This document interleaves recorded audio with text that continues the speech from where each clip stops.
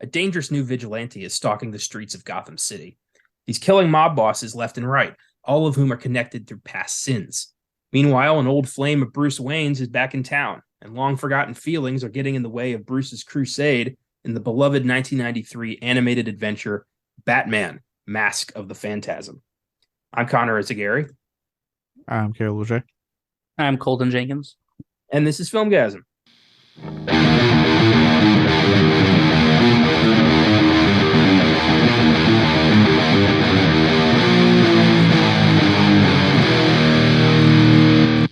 Happy Wednesday and welcome to the Filmgazm podcast. Today's episode is Batman: Mask of the Phantasm in honor of the recent loss of voice actor Kevin Conroy.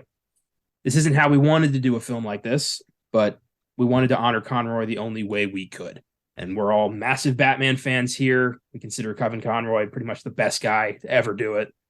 And this one hit all of us pretty hard. So here we are celebrating his legacy.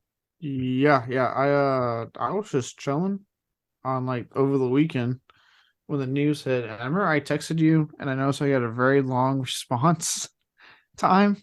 I'm like, oh shit, he's looking it up. And then sure enough, I got the response. Yep, he thought I was bullshitting him, which I unfortunately was not. It was like, I don't know, it just hit. I mean, he has been considered for years, and rightfully so, the definitive voice of Batman. Really, for a lot of people, just the definitive Batman with just his voice alone, which is really saying something. And the fact that obviously this show is what, Batman the Animated Series is what really brought us, introduced us to his take on it.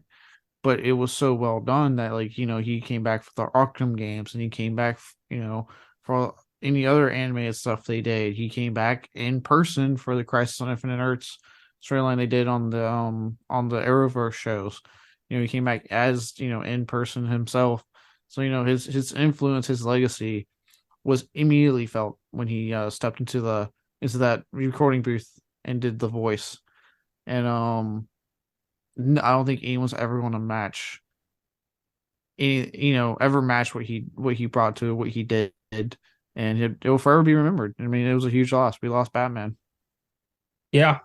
Colton, how did this hit you?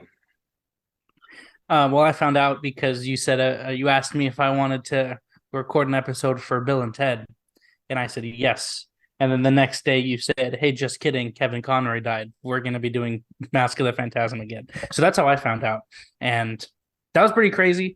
That night, I kind of...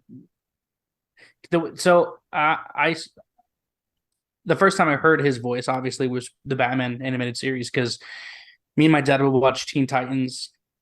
And I kind of went through I went like Teen Titans first, and then I went Justice League, but I wanted more, and then I wanted more Batman, so I went Batman animated series, and then I played the games and everything. So as soon as you told me, I re-downloaded the Arkham Knight games just because that's one of my favorite Batman stories ever. And then I kind of, when the new Batman movie came out, I went through all the Batman shit, animated series again. And then I was like, I'll play the games again. And then anytime I would stumble across something that wasn't Kevin Conroy, I was like, fuck this. I was like, ew, this is gross. Who is this? This isn't my Batman. So, yeah. Yeah, it feels like that. His voice is so connected to the character that, when I think of Batman, he's the first and only voice that pops into my head. When I think of Batman talking, it's Kevin Conroy. Mm-hmm. And yeah, this week's episode was supposed to be Bill and Ted's Bogus Journey, but that's been thrown back in the book because I didn't want to wait too long on this, because I wanted to do something. Oh yeah. And yeah, today we're gonna just talk Batman and Kevin Conroy's take on the character. It's gonna be fun. But before we get started, I've got one update on the rewind. And this one updates our episode on Escape from New York, one of my personal favorites, the only time we ever interviewed somebody, and that was really fun.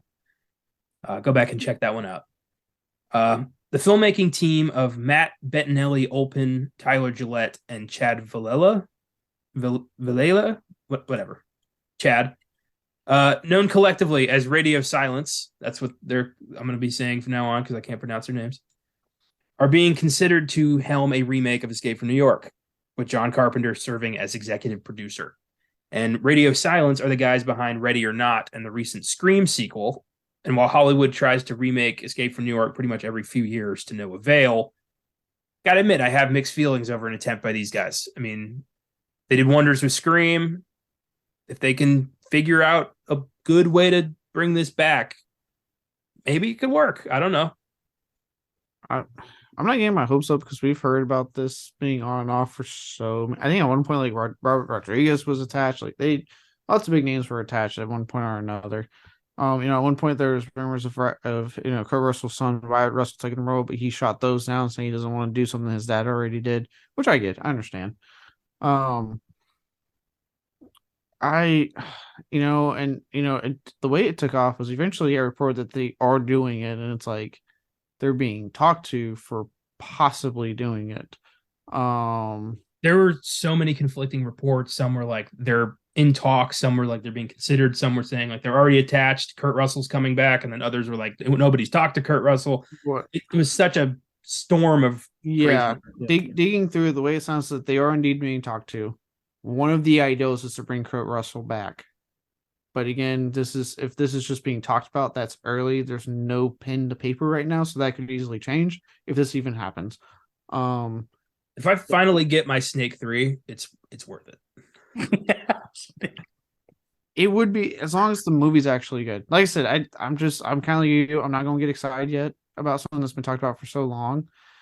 And even then, like, don't get me wrong, like I do like these guys a lot. Like I love the new Scream. I'm looking forward to the new one they're working on for next year. I love, absolutely adore Ready or Not. I think it's just a wonderful film. So like, if anyone could do it, I do think it's these guys. But it's like after hearing names like Rodriguez, I think even the John Wick guys were fucking attached or talked about at one point. Like, I'm just tired of hearing names. Like, I don't care anymore until I actually know this is getting filmed. Anytime there's a successful action or horror movie, somehow their names get linked to an Escape from New York reboot. Every time. Like clockwork, man. It's so weird. It's like, all right. Yeah. I'm always down. Anytime there's a movie that I enjoy and someone says, hey, we're going to remake it, I don't get upset because I don't think you can like ruin a movie that's already out. So I'm always down for a remake. I want someone else to, give me their vision of something. And like you said, Ready or Not was phenomenal. So I'm down. Why not? Fuck it. I like that attitude. Everyone else on the team just hates remakes.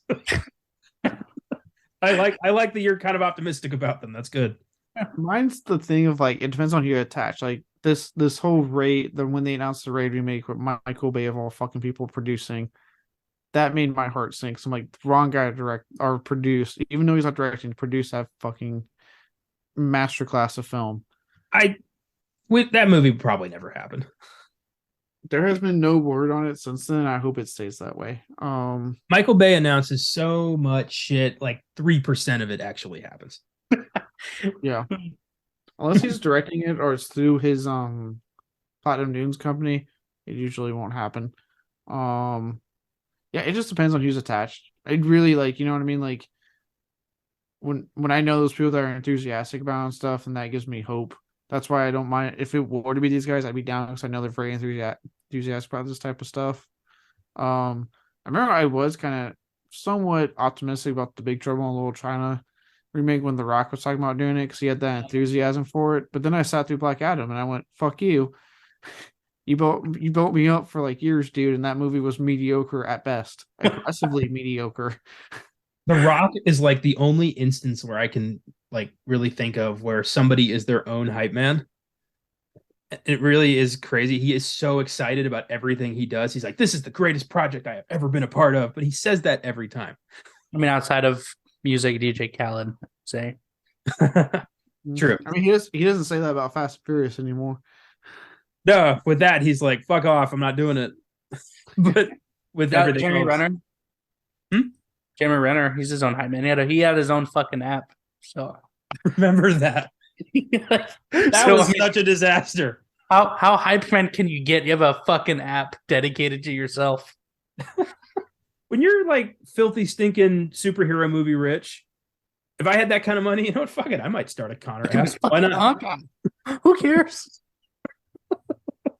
Fuck Hawkeye. Yeah. I like Hawkeye. Well, there's Yeah. the odds of Escape from New York happening again are not great. The past is not in the film's favor, so there's a good to fair chance that this will, get buried until John Wick 4 comes out, and then those guys will be attached to it, and we'll talk about this again. Yeah. I will say that the plot is very in its time period. That's true. I mean, nowadays, New York City being turned into a giant mega prison, I mean, it doesn't really work. In the age of cell phones, that movie doesn't work. Go save the president. Oh, okay. Also, there's been this wonderful thing that's happened where, like, it seems like since Rob Zombie's Halloween, they haven't really been able to success. Well, okay, other than the thing, but that was more of a prequel than a remake. They haven't really been able to successfully tackle anything John Carpenter has done. Like, it's always talked about remaking something he's done, and then that's all it ever is talk, and doesn't happen. Well, that's 90% of films end in the pitch meetings. Yeah. Like, I think, the amount of films that weren't made because some executive was like, that will make us money. Yeah. Or sometimes after you're almost done filming, if you're WB, it ends there too. Yeah. Filming is not sacred. It is not. Or sometimes you got some dipshit producer who watched a lot of Discovery Channel and it's like, every movie I am responsible for producing is going to have a big ass spider. Oh my God. What? Who? Oh yeah. Listen to our Wild Wild West episode. The guy who produced that movie, every film he was making, he was like, can we put a giant spider in this? And he finally got his wish. Yeah. That's great. That's cool. I like that.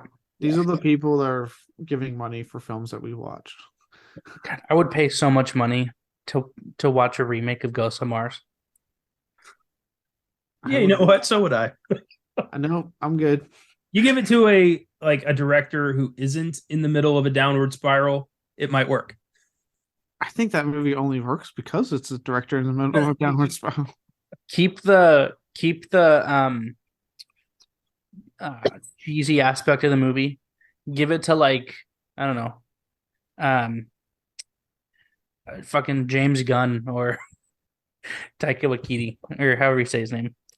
He'll do it. Okay, it's a Radio Silence, guys. Why not? These are the guys. Yeah, these are the guys who are hot right now. So give it to Radio Silence. And cast Wyatt Russell as a different special ops soldier with an eye patch on the other side. Oh my God. Call him like Python Jones or something. Python Bones.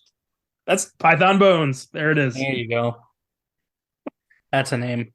Heard you were dead. No, that's my dad. Yeah, I hope this dies. It will. It will. Yeah. Escape from New York is a wonderful film and does not need to be touched. These guys are busy with Six Cream. Let them finish Six Cream, and then we can talk about the next project.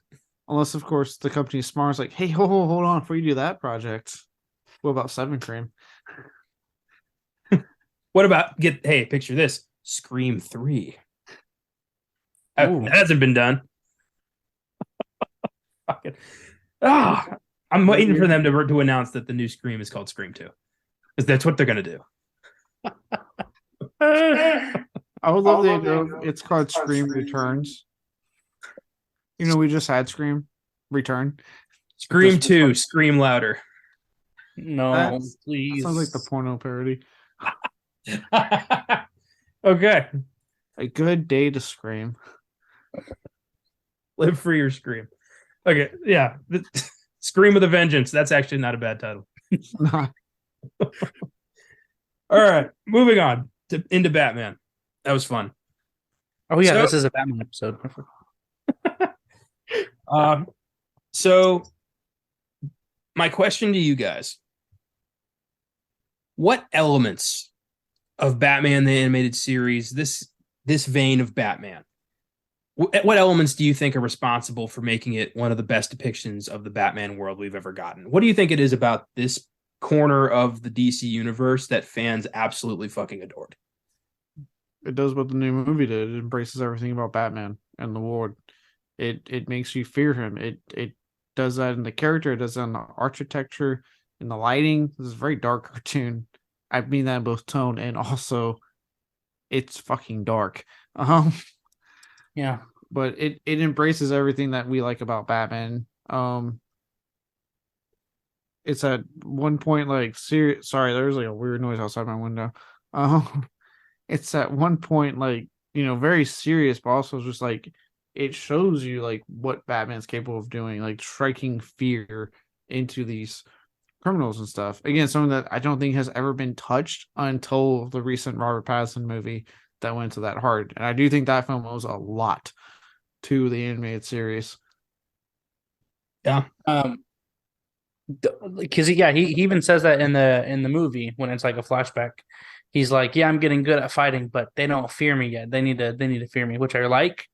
I like how this is gonna sound cheesy and probably sacrilegious, but just stay with me. It felt like a Scooby-Doo episode, I feel like, because it's like ooh, who's the like it's like who's the Phantasm, And so I like that touches on his because he's a detective first and foremost, I think, and then the art style is great, and his voice.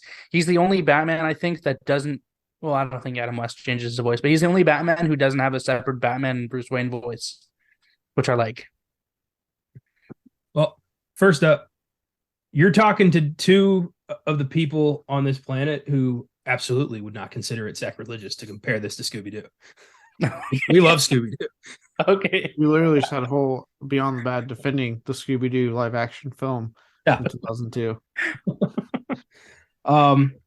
And I think for me, this version of Batman perfectly nails Bruce Wayne and Batman. Yeah.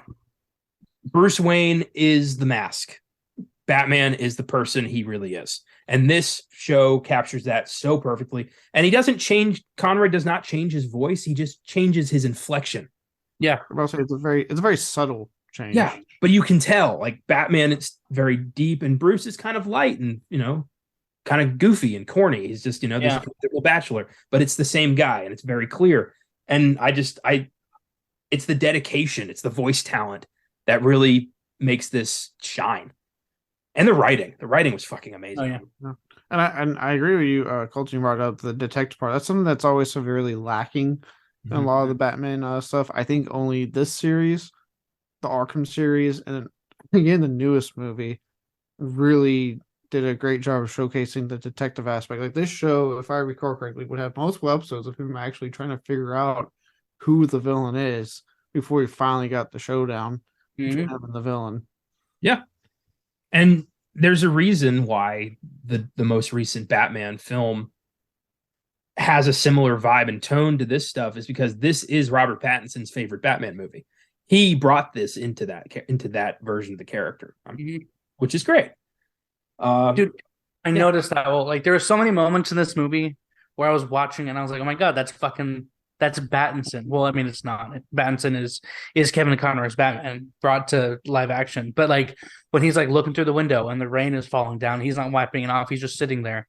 I had the Nirvana song playing in my head watching that part. And then when he's like struggling, he's like, shit, I love this woman, but I made a promise to be Batman. And he's like, look, I'll hire more cops. And then he realizes, no, that's not good enough. That's not good enough at all. Yeah. So I like the struggle between Bruce Wayne and Batman. And Bruce Wayne is he's like an aw shucks, I'm sorry kind of guy. And then he becomes Batman and he's like, fuck you. Every live action version of Batman, except I think the Nolan trilogy, completely just tosses Bruce Wayne aside. There's no look into Bruce Wayne as a person, as a billionaire, who he is. But this movie, Mask of the Phantasm, I feel like Bruce Wayne's the focus of this thing more than Batman is. Yeah. And because this is about Bruce's decision to basically just it's happiness or Batman. It's love or the Crusade. And Yeah. I love him having to pick that, like choose between those two ideologies, because Batman's never been one for the middle ground. When you said you wanted to do a Batman movie, and when I'm thinking of movies that Kevin Conroy was in, I always think like, oh, The Killing Joke is great. And then on this rewatch, I was like, oh, I understand why you chose this one, because this is fucking great. It's like a character study on Bruce Wayne and Batman more than it is a Batman movie. Because it's not a action packed Batman movie. It's more of a drama. It's like really good, fantastic. Yeah, one thing I like, and you guys brought up with like the mask being Bruce Wayne and him living the Playboy lifestyle. If you notice in this film, and something I noticed in a lot of the live action takes on this character is the actors and even Christian, and I do like the Nolan trilogy quite a bit, but even Christian Bale did it, where like the idea of playing up the billionaire is that he's very like egotistical and just a young playboy that just flaunts his money. Whereas in this film and a lot of other ones that I like is that yes, he flaunts his money, but he's not egotistical. Like he does do a lot of philanthropy on the side and stuff, and put his name out there, put a good light on his name, and then he dons the Batman mask at night. So he's like, yeah, he is playing the playboy billionaire, but not to like an obnoxious degree that sometimes I think the live action ones like to do. Whereas this one's a much more subtle one. And again, I'm going to try not to keep bringing it up, but I just really like the new one. But the new Batman movie did as well too, right? They really try to show a more subtle take on it. So I do like that. That is like, okay, he's not like the Bruce Wayne. This is not like me sitting there going, okay, just hurry up and get to Batman because I really don't like Bruce Wayne. I'm like, no, I'm actually invested in the Bruce Wayne aspect of it also. Yeah, that's why I like the new Batman movie. Everyone says, oh, the Bruce Wayne, Robert Pattinson, his Bruce Wayne fucking sucks. No, it doesn't. He is like almost suicidal, okay? He has to learn how to be Bruce Wayne first. I feel like, honestly, Pattinson is what, like, he becomes the Batman animated series. Like, the Batman movie is the origin story for the animated series Batman. Yes, I will absolutely get back on Kevin Conroy, I promise. But yes, thank you. Everyone who keeps trying to say like that Robert Pattinson sucked this Bruce Wayne, go fuck yourselves politely. You remember this is like a year 2 Batman in this movie, right? He doesn't know how to separate it yet. So even when he is not in the mask and the cowl and everything, he doesn't know how to be Bruce Wayne. And it's so obvious if you actually watch the subtle things that Pattinson's doing. It's very like he's uncomfortable.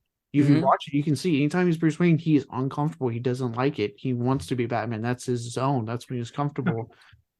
It takes the events of that film for him to realize that people are worth saving. This was never about helping people. It's about beating the shit out of bad people. But over the course of that film, he's like, I can be a hero too. These people need somebody to help them. Exactly. And it could be me. And that's how he becomes Batman. Like, yes. I feel like these people didn't even watch the whole fucking movie. This is probably tuned out like halfway through.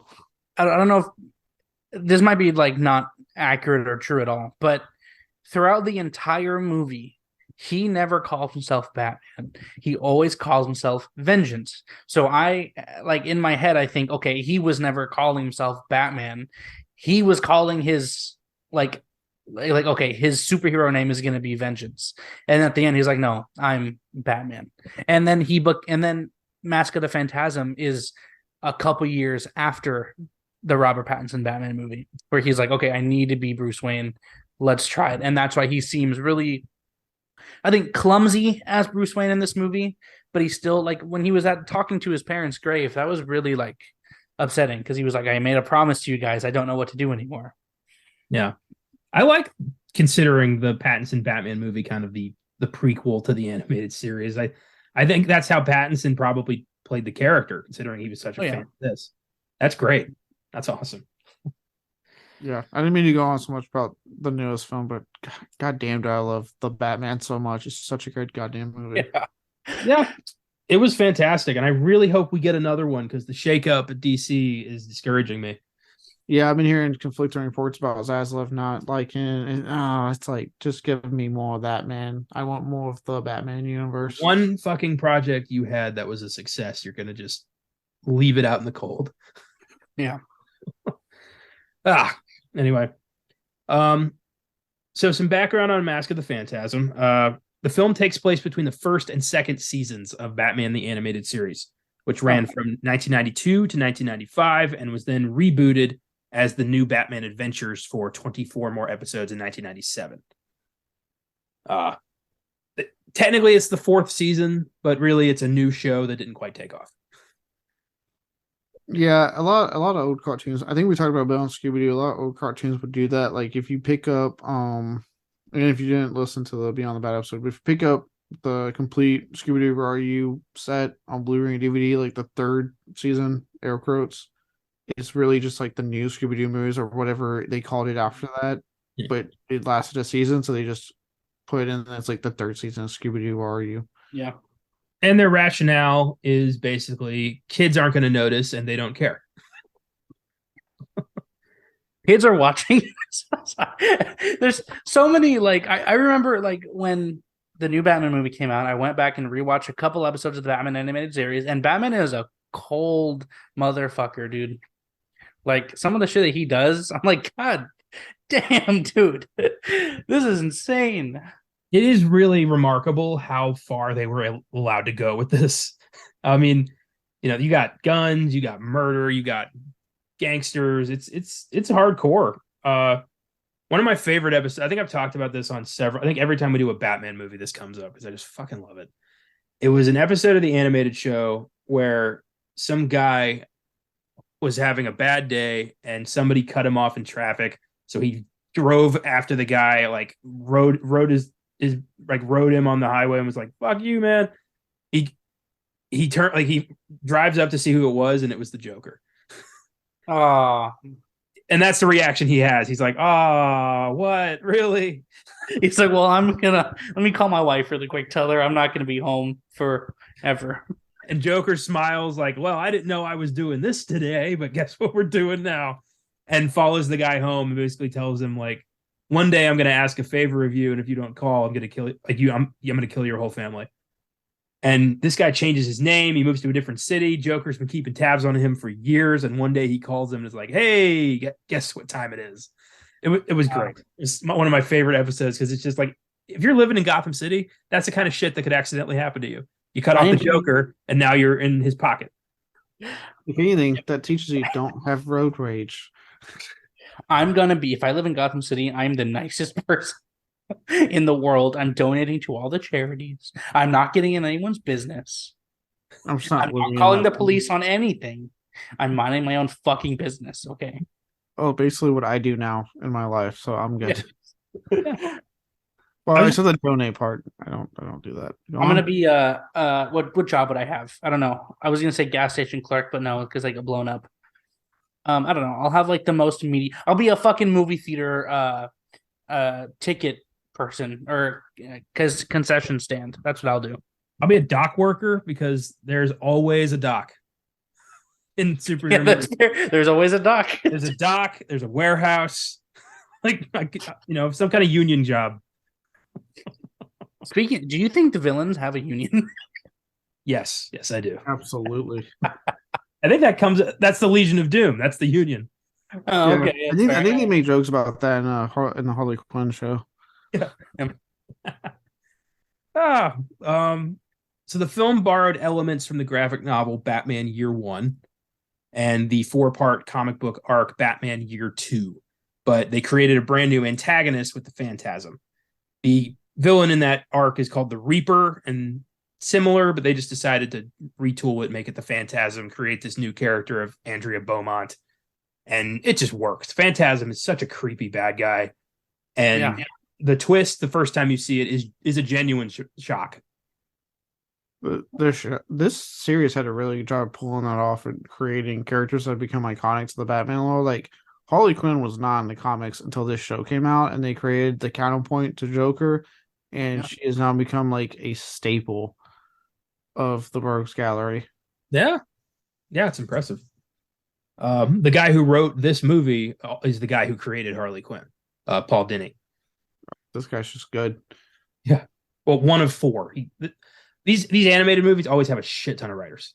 Yeah. Speaking of which, real quick, I don't know if it's in your facts. I think it was either him or Bruce Timm, I believe, that was supposed to do that new Batman show that was supposed to be heavily inspired by the animated series, but Zaslav in his infinite wisdom doesn't want to do shit for HBO Max because that's what it was being made for, and axed it.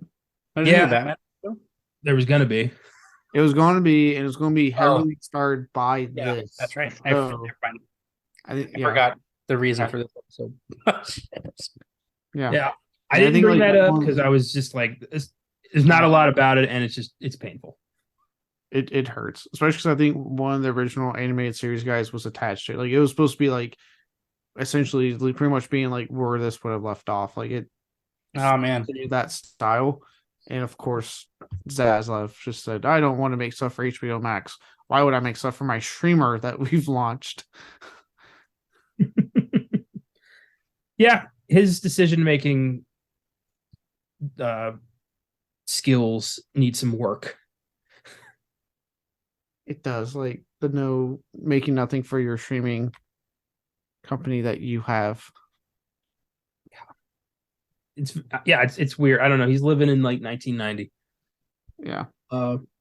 So Mask of the Phantasm was the first animated DC film to be given a theatrical release, and the only one to get one until 2017 with the Lego Batman movie. I heard that's because they kind of did them dirty with this, though. Oh, we're gonna get into that. Yeah, I was like, I heard the reason why is they kind of did them dirty. This probably could have been successful.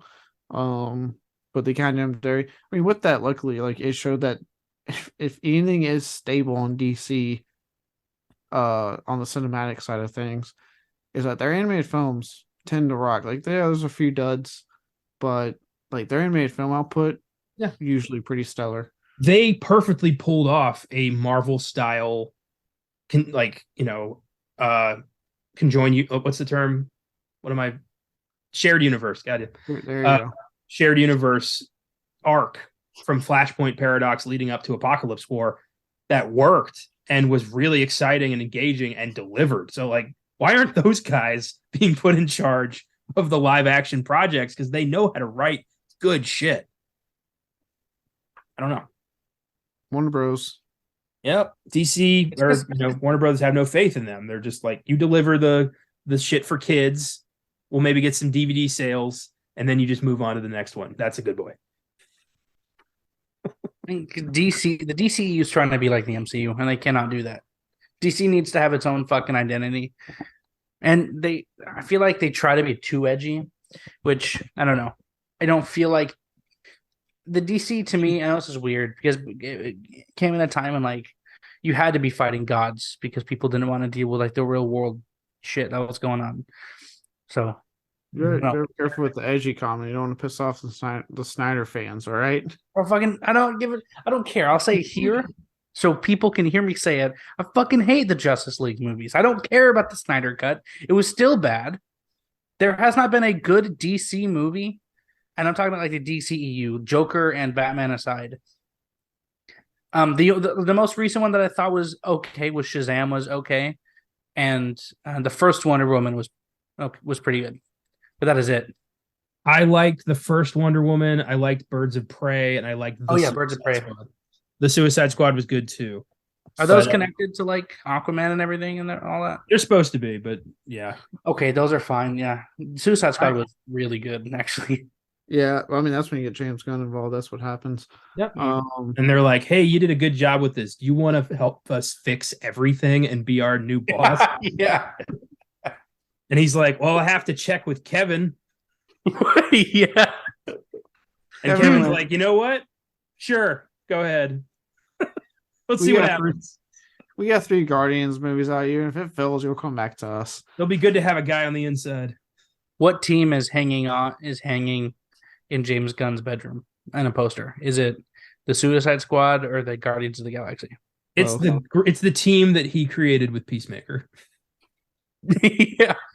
And they're doing the dance. That's the poster in James Gunn's Yeah. Can I tell you how excited I'd get when that first season was airing and like the theme song was I would turn my TV up. I got so excited when that theme song and the dance started on every single episode of Peacemaker. Dude, That Peacemaker show was Peacemaker kicked ass. That show made me cry at a CGI'd eagle hugging a human being.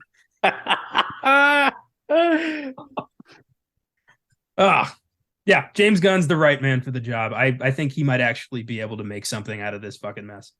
I want to have hope again. I want to have hope, but DC's burned me so many times. And this Zaslav guy is a psychopath. I'm hoping that because he also got Peter Safran, on a board who has worked with Warner Bros. Before on the Conjuring universe and a bunch of other like franchises, that he can be. I know he's supposed to be like the business basically. He's going to be the one going and talking and doing all that stuff. He's the guy who's going to have to translate all of James Gunn's crazy fucking pitches into something that a old school movie businessman can understand. That's his job. Yeah. And they get the okay for it. So I want to have hope, but Zaslav has proven that guy's a fucking psychopath, and I just have no faith. We will see.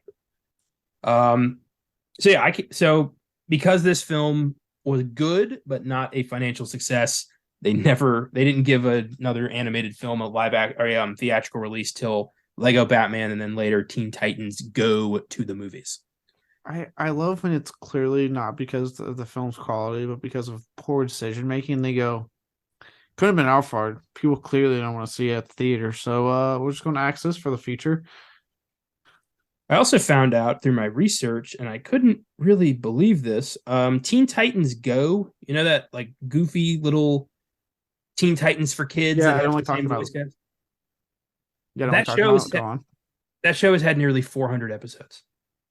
Yep, we're gonna act like it. I'm gonna act like I didn't just hear that. I was astonished. I thought it was okay. If it was on, I wouldn't change the channel. Oh, god damn it. Because, okay, again, and I'm the same way I feel about remakes and movies.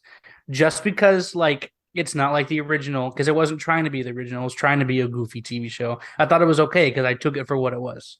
I don't think it ruined the original. I don't think it was trying to copy the original. I think he was trying to be goofy, and I kind of like that. I did too, and I still hated it, but I also still like the original show better.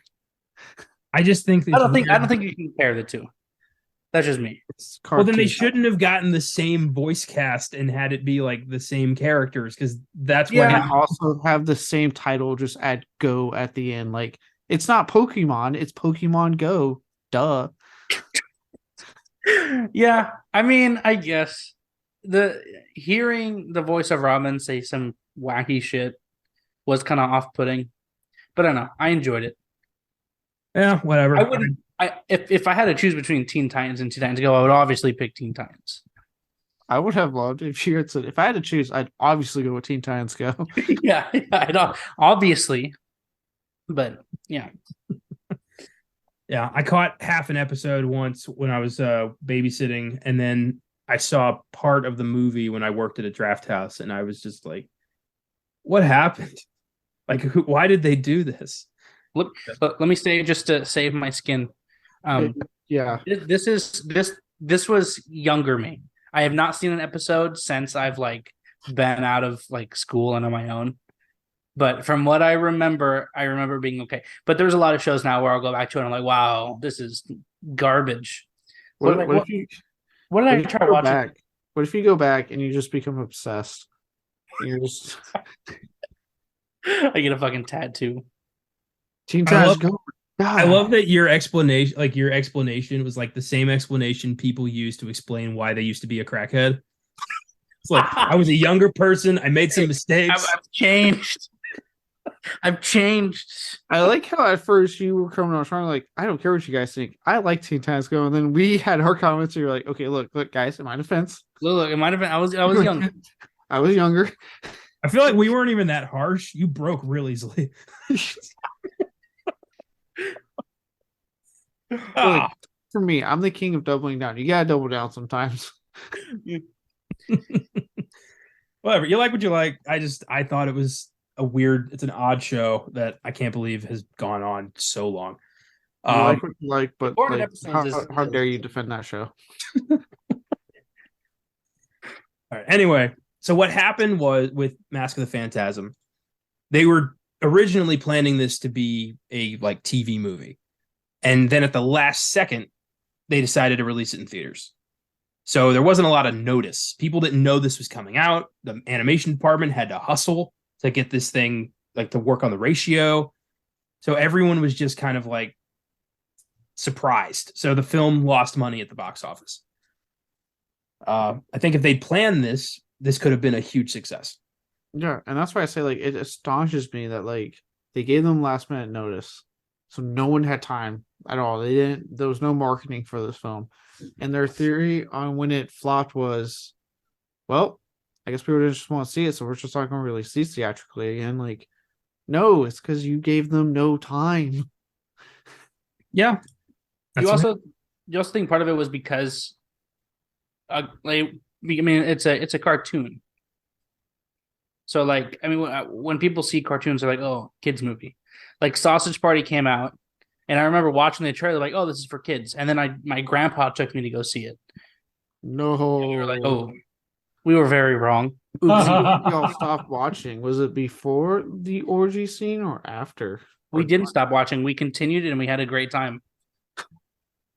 I like it. That's delightful. You know they're doing like a TV continuation on like Prime. Prime's doing like a series. Yeah, they got all the core creatives back. They love Seth Rogen because of The Boys.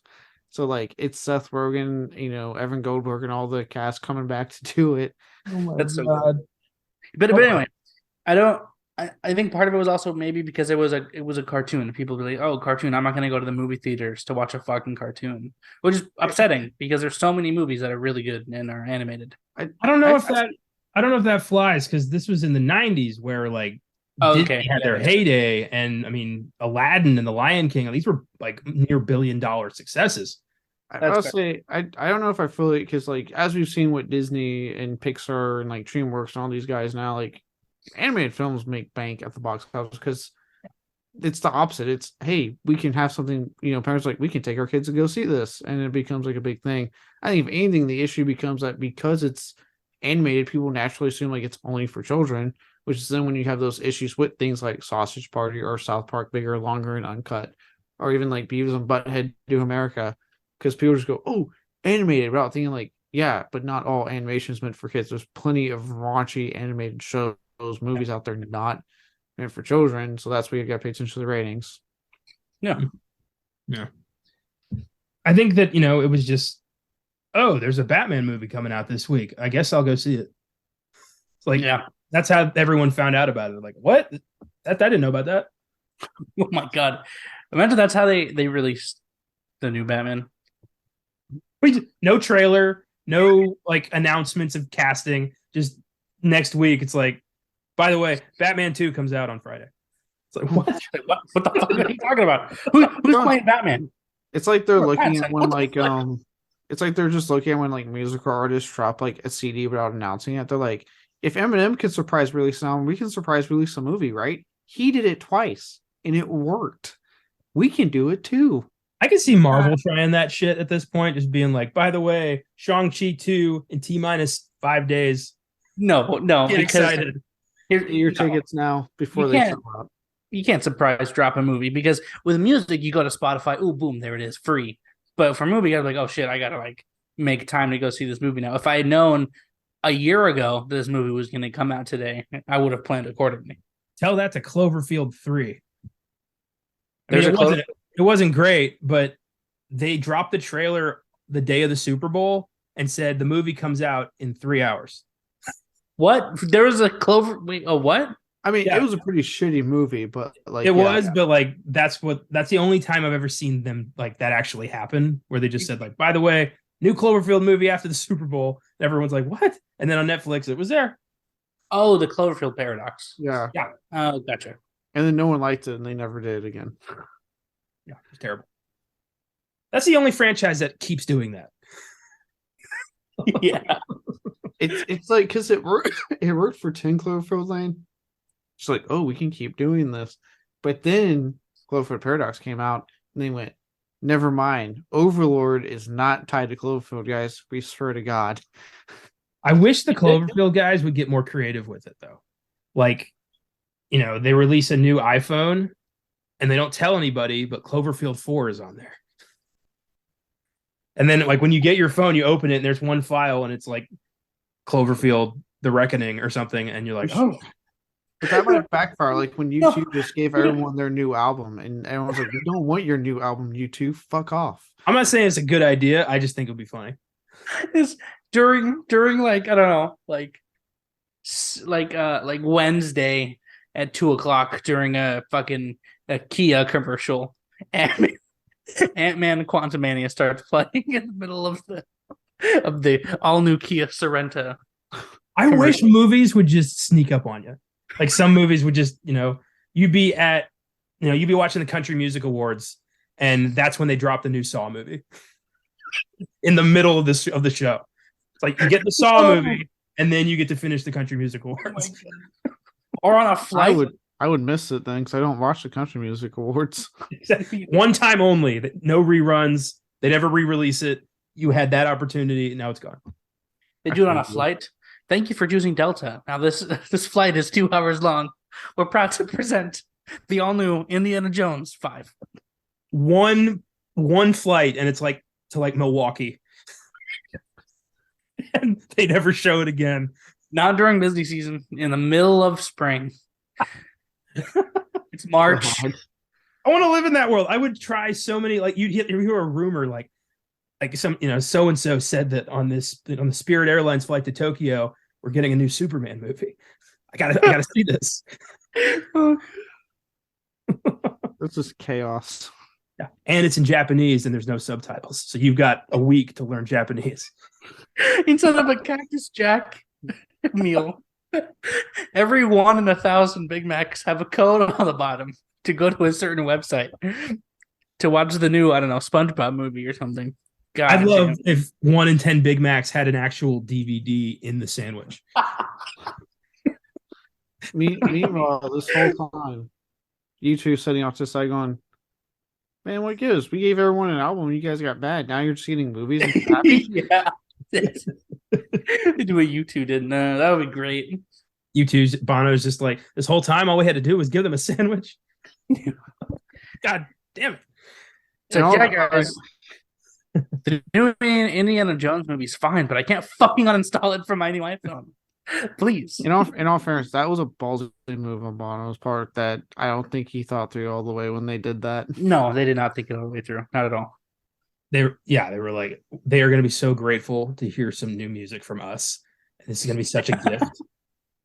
It's like, did you hear like what Bruce Springsteen said recently about the $5,000 tickets for his concert on Ticketmaster? Oh God, I'm sorry. He was being criticized because to get Springsteen tickets is like $5,000. That's a lot. And he was asked like, what the fuck? And he said something along the lines of like, when the show's over, if you're still complaining, like, then we'll talk about it. Basically saying like, I'm worth it. Yeah. Oh, you're not 5G, dude. I don't think anyone is worth 5G. There is not a single, even Gorillaz, my all-time favorite band. There is no fucking way I will ever pay that amount of money to see them live for $5,000. I don't mind doing triple digits sometimes, depending on the seats and who I'm seeing, but like I'm not going to the thousands. No, I just dropped a pretty penny to see Billy Joel and Stevie Nicks do a show one night only in Arlington, but even then, like that wasn't crazy expensive. It was pricey for me, but it was like a one night only show, but it wasn't thousands. Yeah, I think the most I will spend on a music event, and I mean like music event as in like festivals, is like $500 max. Yeah, if even that's it. Yeah, even that's steep for me because it's $500 plus like convenience charge and bunch of shit, so it ends up being like $600.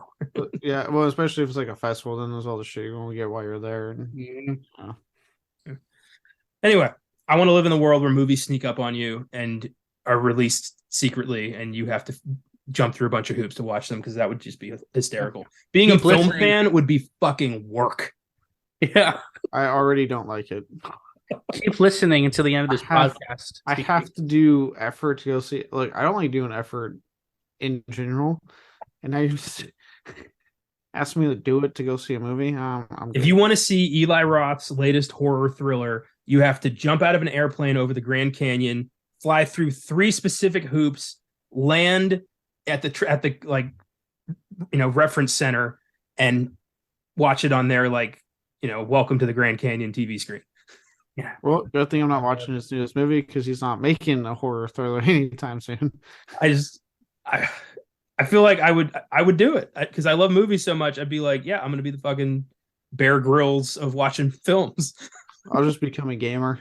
I'll just play my games and enjoy not doing that. Oh, okay. You know that internet thing, Cicada 1301 or whatever the fuck it is? Nope. There's like a thing going around the internet, and it's like people think it's hiring for the CIA because you have to solve a lot of clues and. Oh, I did hear about that. I remember hearing about that. Yeah, that's bullshit. Yeah. It's actually tickets to see the new Justice League. That's what it is. You have to prove yourself worthy to see this masterpiece. See Zack Snyder's Justice It's League. a Snyder cut of 300. That's what it is. Oh God. Oh boy, this is fun. Oh, okay. So switching gears here. Batman Mask of the Phantasm is considered by many fans to be Kevin Conroy's finest hour as the Dark Knight.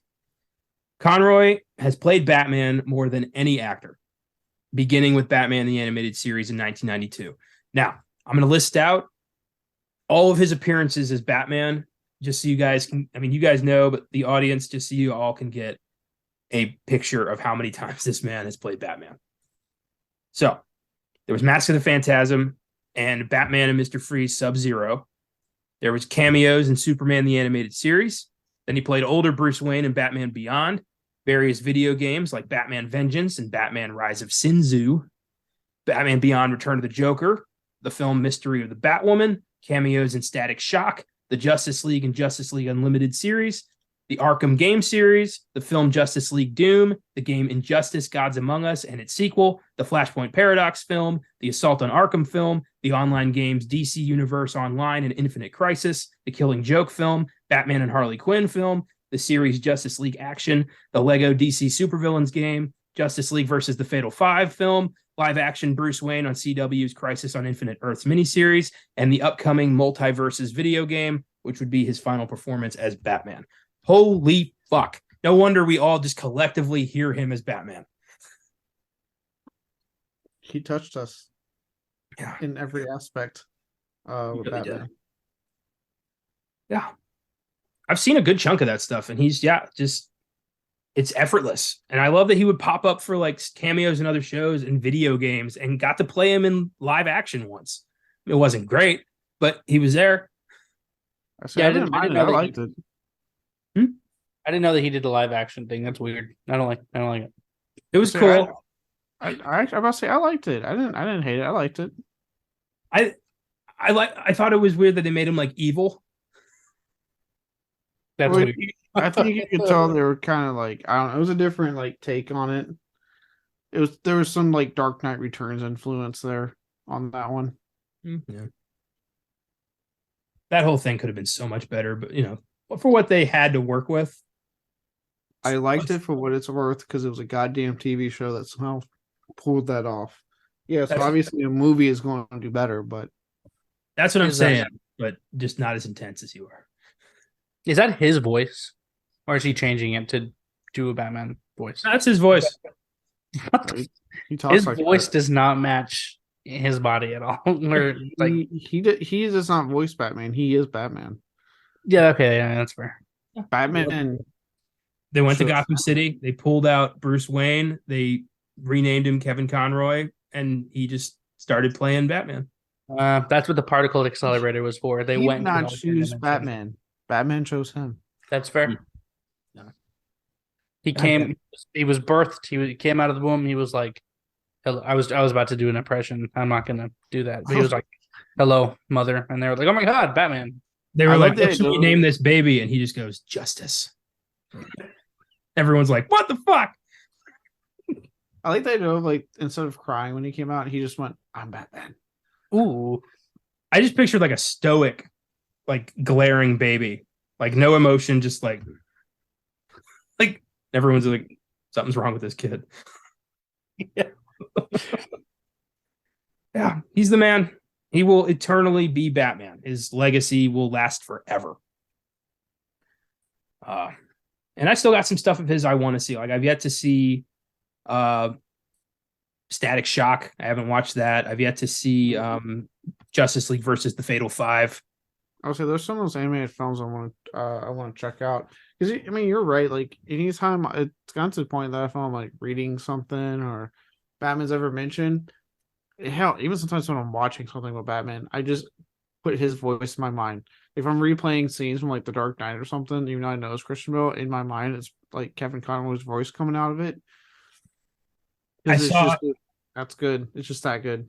saw on YouTube a clip from the Dark Knight that had been animated, and it was the ending where he kills Harvey and decides to take the fall, and Kevin Conroy did the dialogue for that. Like if it was a voice like a sound alike, it was a damn good sound alike. But I'm like 98% sure it was him doing Batman's like final dialogue from the Dark Knight, and it was fucking surreal. That's crazy. Yeah. He really proves that like unlike again I'm not trying to shit on Christian Bale because I do like the Dark Knight trilogy for the most part. He didn't need to sound damn near indecipherable as Batman to like, be threatening and be intimidating. Like you clearly heard what he was saying because Connery had such a booming presence with his voice and just like he held your attention. He had command of the room because of his voice alone. He was terrifying off the bat alone with that. Off the bat. Nice. Also, I love the suit. I'm sorry, but the Batman animated series, the silhouette that he has when he's walking through and doesn't even look like he's moving, he's like floating. That's so fucking cool. The fact that in the Mask of the Phantasm, when Batman, I assume it's his first time suiting up, and Alfred hands him the cowl and he puts it on, he turns around and Alfred is like, "Oh fuck." That's so cool. He gets like scared of the presence of Batman. That's so cool. My favorite suit until Robert Pattinson, unfortunately. It is great. I just like the cape closed around him as he's just kind of walking with no arms, and he's just this bat thing. Like, yeah, I love that. I love when he narrows his eyes and you're like, oh, he's pissed. Yeah.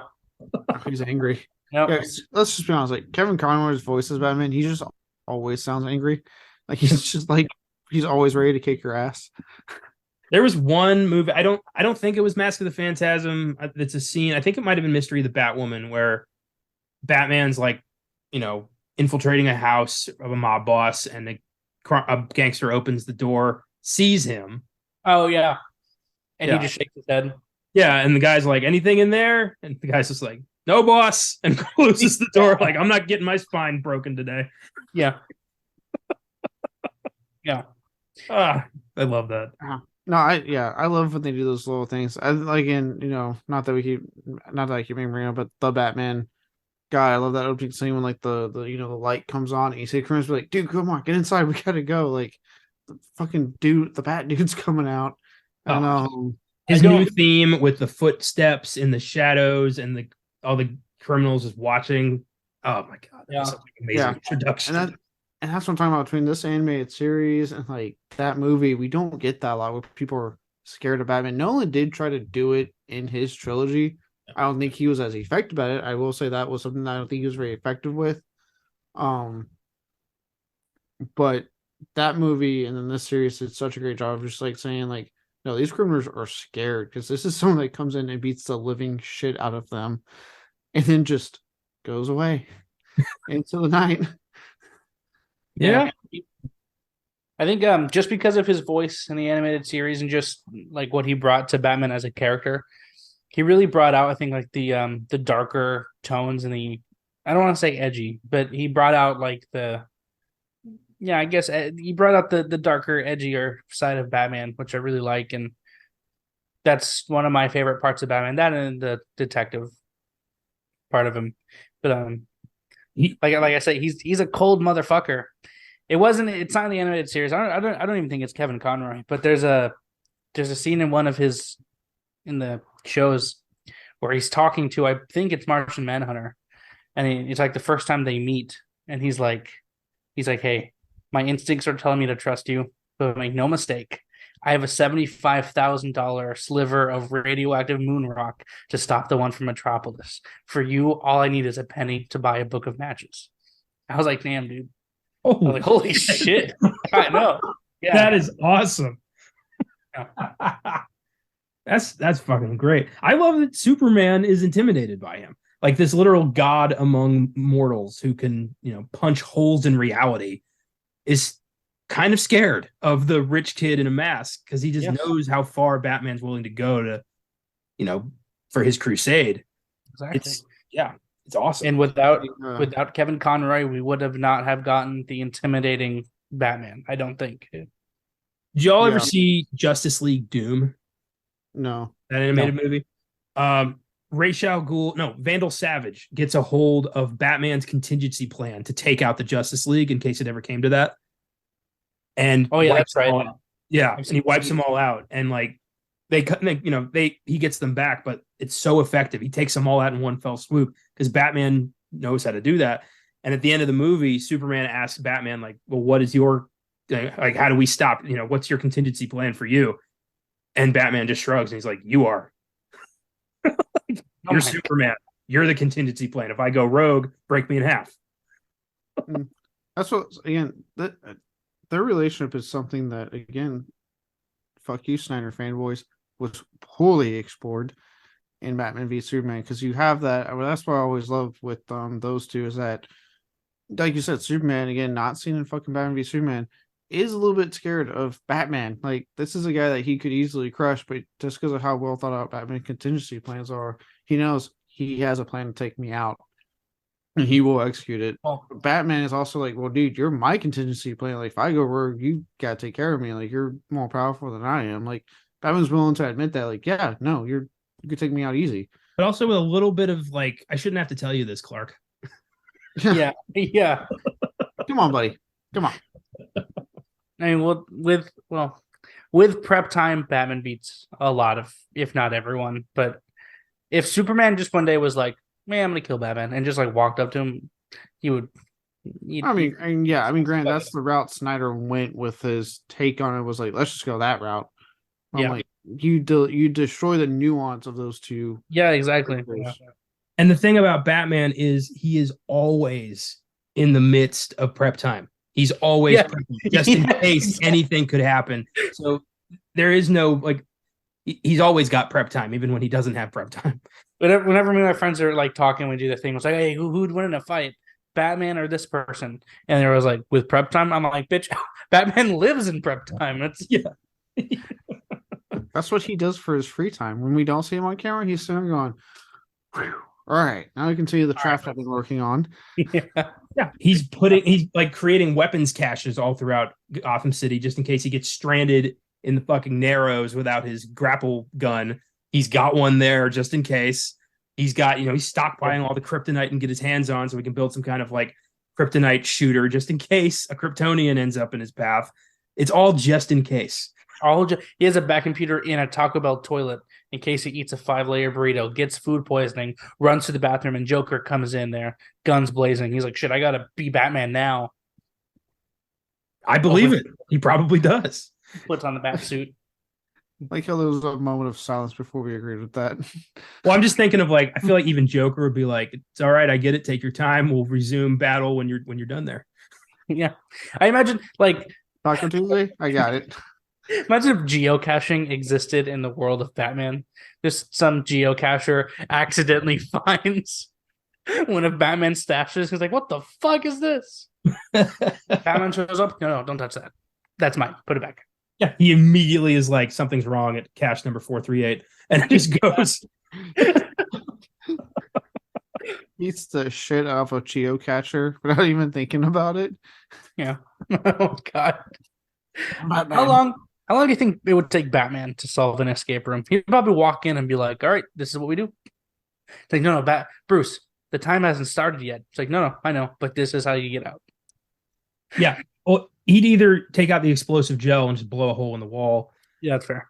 Or he'd be like, he'd solve it in 3 seconds. And then Robin would tell Superman, like, Wayne Enterprises designed this escape room. Dude, the explosive gel. I think I've said it before. I want to eat it. You think like the sound it makes when he's spraying it, and then like the sound of it foaming up as it hardens. I want to eat it.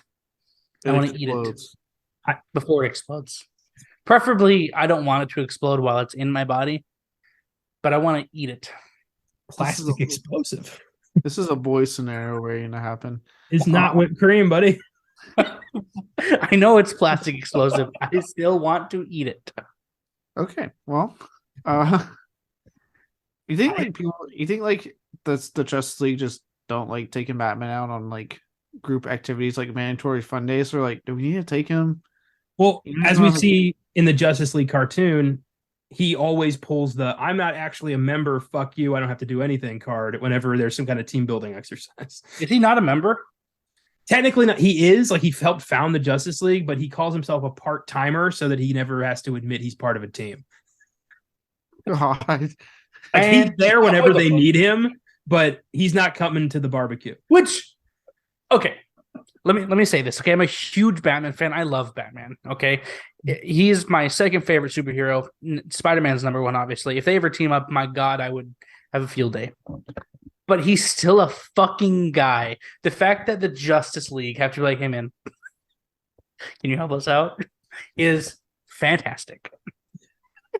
It is awesome. I mean, you've got you've got an Amazonian goddess, you've got the fastest man alive, you've got a Martian who's nigh indestructible, you've got Superman, and they're all like, "I think we need some help. Somebody call Batman." Can someone get Bruce to put on the suit, please? Half of them don't know he's Bruce Wayne. Like, that comes up in the cartoon too. Like, there's a moment where the Flash is like, "I don't even know who you are," and Bruce is like, "Oh my God," and he like finally tells him because it's crucial to the moment, and everyone's like, "What? Bruce Wayne?" Yeah. Which, come on, it's fucking obvious, dude. Come on. Especially in the Nolan trilogy. Like, look at his batarangs. It has the Wayne symbol on it. I assure you. He bought everything through his company. Yeah. You think like before they knew it was him, like the Justice League just talk shit about Bruce Wayne all the time for whatever reason, and just sitting there going, that happened. That happened too. That happened too in a Justice League cartoon. I think Flash, like, Bruce Wayne came up, and the Flash is like, "Do you think he's really like a good guy? I mean, nobody could be that rich and that good." And Batman's like, "Some people may surprise you." And, yeah, I love that. Yeah, that show played with those ideas so well. When a woman starts making fun of like his sexual escalation, probably doesn't even please the woman. Batman's just like, "I swear to God." In the cartoon, Batman turns down Wonder Woman's sexual advances. Like, she's into him, and he's like, "It wouldn't work. We're coworkers, Diana." Batman does, but yeah. Batman says it wouldn't work with a coworker. I'm sorry. Wow. What if he threw himself in? He's like, "Look, we're coworkers, but I know a guy," and then he just runs out and comes back in as Bruce Wayne.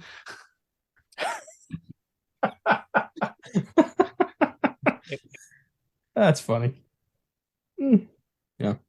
All right. Oh, yeah. So let's go into some details of Mask of the Phantasm. It has an IMDb score of 7.8, Letterboxd score of 4.0 out of 5. Phenomenal. And a Rotten Tomatoes score of 86%. Critics' consensus reads, "Stylish and admirably respectful of the source material, Mask of the Phantasm succeeds where many of the live-action adaptations have failed." Yeah, right on the money. Yeah, I agree. We could also argue where many of at least the Joel Schumacher films at that time. That hadn't happened yet. Nobody knew that was the next step. Yeah, we got the Burton films, which are pretty well received. You got this movie, which everyone loved, and then we got Batman Forever. Like no one knew that was the next evolution. Yeah, they're like, 93, like, animated series is on. Mask of the Phantasm just came out. I bet fans were like, Batman has never been in such a good place. I can't wait to see what we get next. My God, this movie was fantastic, but he needs more nipple. I wish I could watch Batman forever. And Joel Schumacher is like, you know what? I got you. Be careful what you wish for. I can't wait for the next dark turn this character takes. And Joel Schumacher's like, ha, that's a As good soon one. as Val Kilmer goes, I'll get drive-through. Everybody was like, fuck. I'm sorry, but that's my favorite line in the entire movie because of that exact reason. You put on a Batman movie, you're like, oh, fuck yeah, Batman. I'll get drive-through. No, you won't. How does that work? One, your car can't fucking fit through the lane. Second of all, they're going to see you, Batman, getting fast food. No, you're not going to get drive-through. I would love, though, if, like, in the next scene when he goes to, like, take out Two-Face, he opens the car door, and you don't, like, there's no attention ground to it, but you just see, like, a Burger King bag in the passenger seat. Oh, that would be fucking great. I do think his car would fit in the drive-through because it's durable like that. Here's the question, though. I love the idea of Batman getting fast food on the way to a crime. Does Batman wait in line, or does he waits in line? Batman car? I feel like he waits in line. He just sits there and is like, all right, well, I really want Burger King today, so I'm waiting. He waits in line. Everyone else sees him. Is like, oh fuck no, you go ahead, man, please. Yeah, I'm not going to be the guy waiting, getting my burger in front of Batman, taking up his valuable time. I would be that guy. I'm like, what's he going to do? I'm not a criminal. Fuck off, Batman. We get my food first. Exactly. What if Riddler decided he wanted a burger at that same time, and he's just like, oh, come on. It's funny because, Batman has to have his favorite pizza place. After fighting crime after a long night, he's tuckered out. He's sweaty. He's like, fuck, I want a slice, but I don't want to change. So he goes into the pizza place still in the Batman get up. There's probably a couple of Riddler goons in the back getting some pizza. They're like, please. And he's like, no, it's fine. Carry on. Batman's just like, there's a truce at the pizza place. Yeah. What's that? Ham and pineapple? Looks good. He just looks at him like, no, I'm off the clock. It's okay. It's okay. How smelly, you think how smelly that suit gets like every night when he takes it off at the end of the day? It's just like a fucking stench of BO. Yeah. Alfred's entire life is washing rubber. His whole, that's all he does is he washes aggressively stanky rubber. I was like, that shit stinks. Like, you're fighting crime, you're gonna stinky, like that smells staying in there until you take that headpiece off, and it's just like. My favorite live action Bruce Wayne moment is in Batman Returns, because just for a second, he's the rich boy asshole. And it's when he's looking over research about Penguin, and Alfred brings him dinner. He takes a bite and he spits it out, and he's like, it's cold. It's cold. Yeah. And Alfred's like, it's supposed to be cold. He just I love that Bruce Wayne's like, oh, what the fuck, Alfred? My dinner's cold. Yeah. One job, pal. I love if Alfred's like, you wanted a sandwich for dinner. How about you shut the fuck up and eat my sandwich? Don't ask questions. But I went ahead and I Googled Batman eating pizza. And I just had a revelation. I'm sorry, Batman had a team up with the Teenage Mutant Ninja Turtles? Yeah. What the fuck is this? A few years ago, that movie, yeah. Haven't seen that one. Oh my god, that's great. Of course he ate pizza in that. Of course he did. Oh boy. So, despite its critical acclaim, Phantasm would only gross 5.6 mil on a budget of 6 million. So, didn't quite make its budget back. It later became financially successful on VHS, but the damage was already done, and Warner Brothers just didn't see any potential profit in any more animated theatrical releases. Thankfully, they didn't just shut down the animated division, because that's what Zaslav would do. Yeah. I mean, Zaslav would have just canned the movie entirely before it even got released, as we saw with Scoob. Prequel film, whatever it was called. And Batgirl. Yeah, and Batgirl. He just said, no one else. I don't like it. No one needs to see it. It's gone. A girl superhero, the hell you say? No one's going to watch it. An animated Scoob prequel that's supposed to hit HBO Max? Why would I put stuff on my streamer? Ew. No. I only want movies in theaters with straight white men. I want asses in seats. Give that to me now. So we have this really awesome movie. It's going to be diverse. We have a gay male character. Whoa. Hold on there. You lost me at diverse. Start again. Let's try this again. The keywords I think you're looking for, young man, are white. There you go. Is he straight? Is he white? Is he a guy? Is he 50? Is he me? I'll take it. All right. You see a bunch of screenwriters just throwing out scripts like, shit. Well, can't do this one. Oh God, I can't imagine having to cater to that kind of. I mean, Harley Quinn and Poison Ivy are definitely a thing in the Harley Quinn animated show. Obvious, like 100%. Yeah, somehow that show has survived. Yeah, that was. Yeah, somehow that I don't think Zaslav knows about that show. That's the only explanation. Nobody told him about it. I think people have learned if they're like, hey, look, if we don't say anything. Yeah, I don't think he's not going to the movies. He sure as shit is not watching HBO Max. He doesn't know. No. He doesn't know. But that show is really good. It has a really good, like woman empowerment. Yeah, message. Harley Quinn's really fantastic. Oh, that's a great show. And then somehow A Christmas Story Christmas slipped through the cracks, got HBO Max release. So I don't think they're telling him everything. I think they're like, hey, if we don't tell him everything, still get released. They probably just told him, hey, A Christmas Story is coming out. And he's like, probably. And didn't tell them it was a sequel. There you go. I heard it's actually pretty good. I'm going to watch it soon. Wait, is it a sequel to A Christmas Story? Yep, it's called A Christmas Story Christmas. Came out on HBO Max, and it's got most of the original cast as adults. What? Yeah. Technically, it's the third film because there's an actual Christmas Story 2 that exists. No, there's not. Yes, there is. There's not. Never happened. Yes. Nope. Don't you pull that shit? Because if you type Christmas Story on show HBO, me the evidence. Yeah, type Christmas Story on HBO Max, and I'm not typing shit. A Christmas Story 2, 2012, right here. Thank you, Colton. Doesn't exist. So, go fuck yourself, Connor. Nope. I'm going. Now I know what I'm putting on Beyond the Bed. The guy that plays Marv is the dad. Oh, you don't like it? Okay. No, he doesn't like it, and he's trying to erase it, even though it exists. So get the hell over yourself. Oh my God, this is so cool. There's a sequel. Hey, that's Ralphie as a man. Yeah. So there's actually 3 films. There's the original classic. There's the ill-conceived Christmas Story 2, and now there's this actual one they made called The Christmas Story Christmas. Actually, there's 4. What's the other one? Oh, so now you want to admit the existence of others. The Snyder Cut? No, there was an official sequel in like the 90s that's not called A Christmas Story. It's called My Summer Story. Yeah, it's Ralphie's like summer. Oh, yeah. Yeah. So there's been 2 shitty sequels, and 2 shitty sequels, and apparently this really good new one.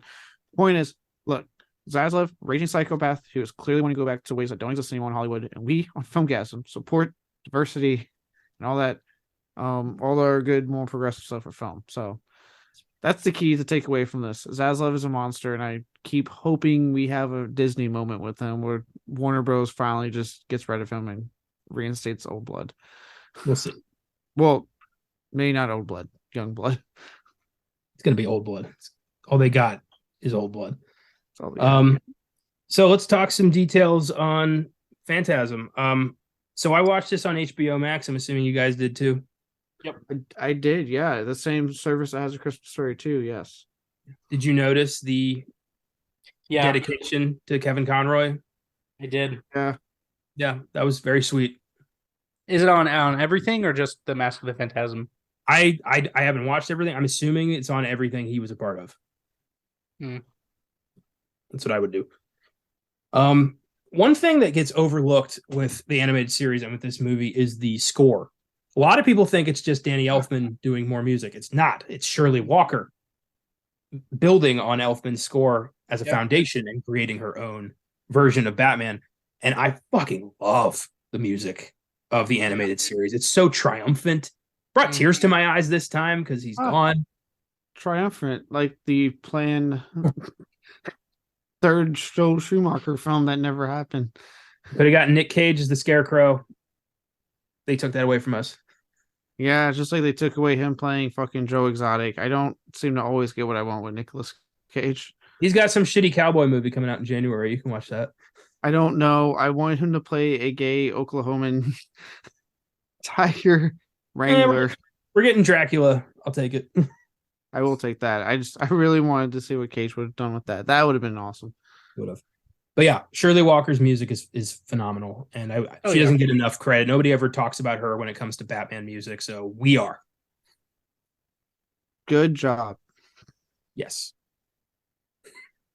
I love that it all has the same sound. Mm-hmm.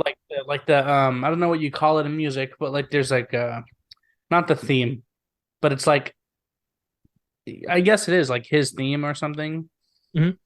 It's like the da da da da. It's like in every fucking Batman thing ever. So I like heard that and I was like, oh my god, is this Danny Elfman?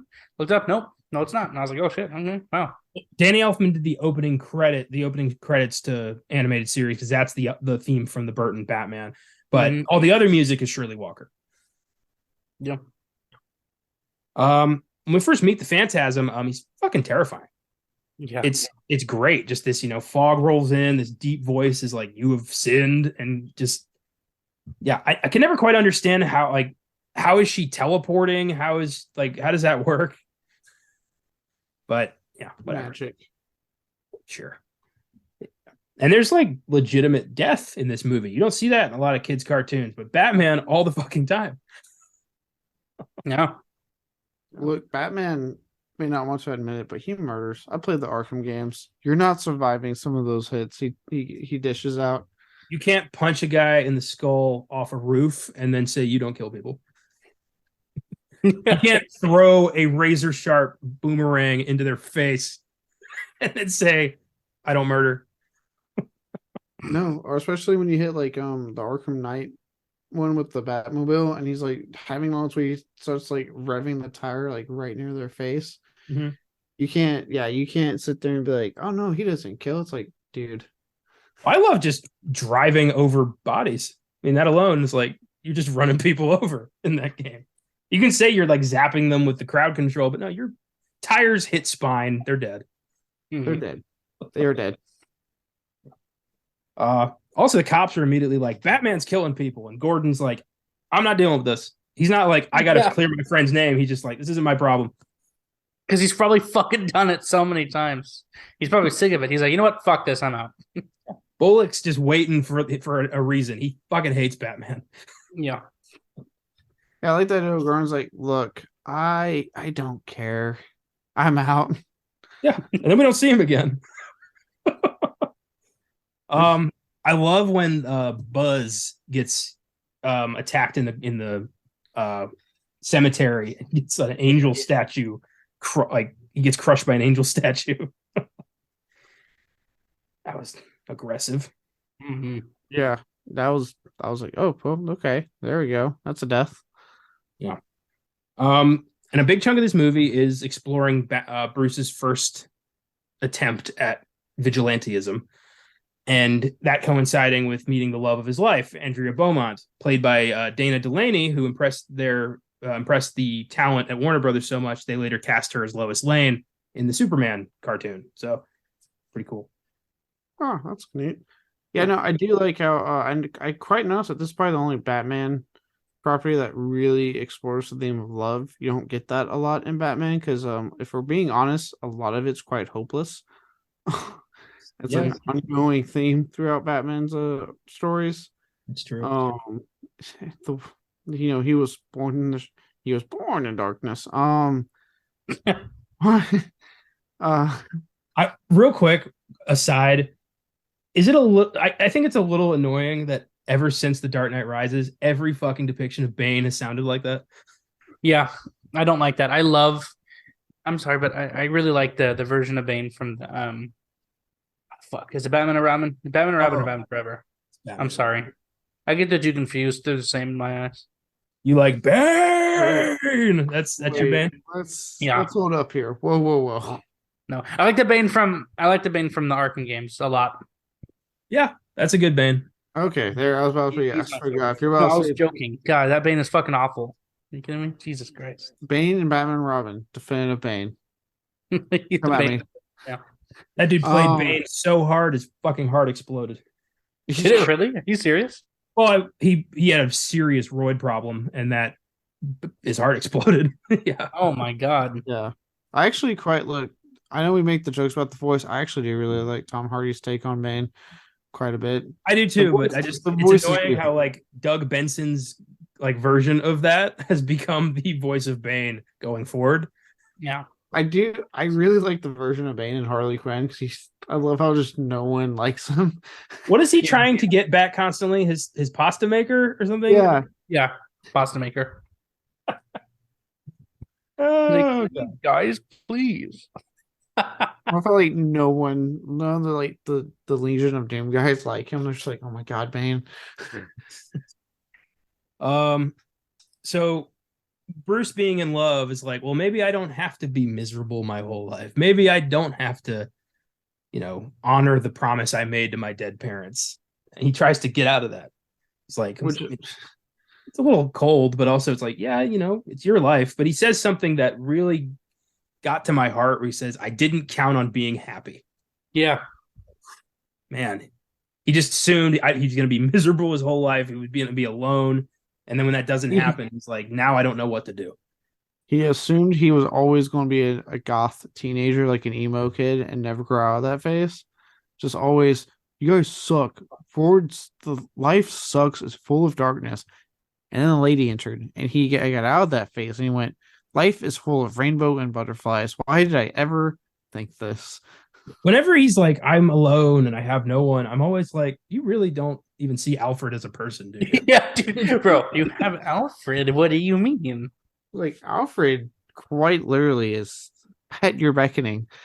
And all you see is a made bed and laundry put away and a meal at your desk at the end of the day. You don't even see who's holding any of that shit, do you? How dare you? You think sometimes he doesn't even, he forgets to call Alfred by his name. He just calls him by some random name. I bet Alfred hears "Hey you" a lot. Hey you. Oh, sorry, I forgot your name.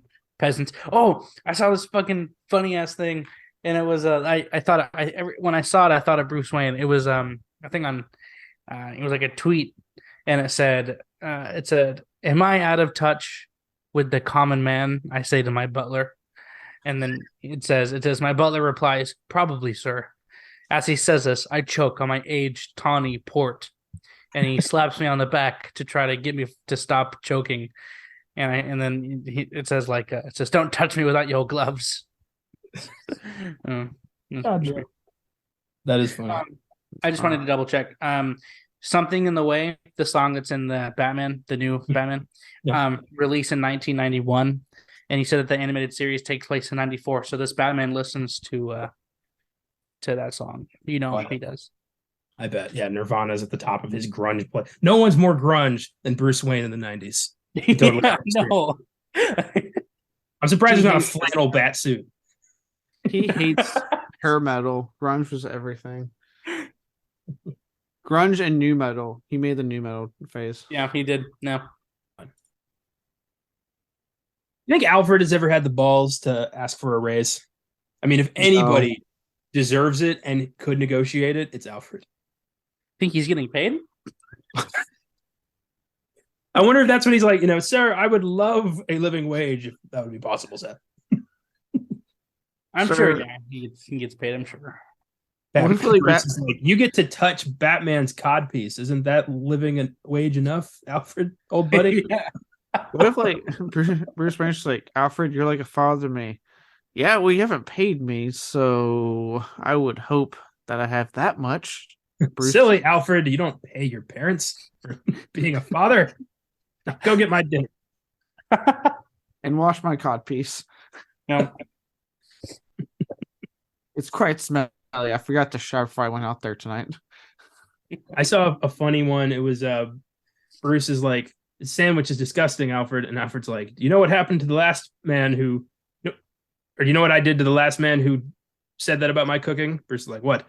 Hired a gunman to kill him and his wife outside a movie theater? Oh my God, no.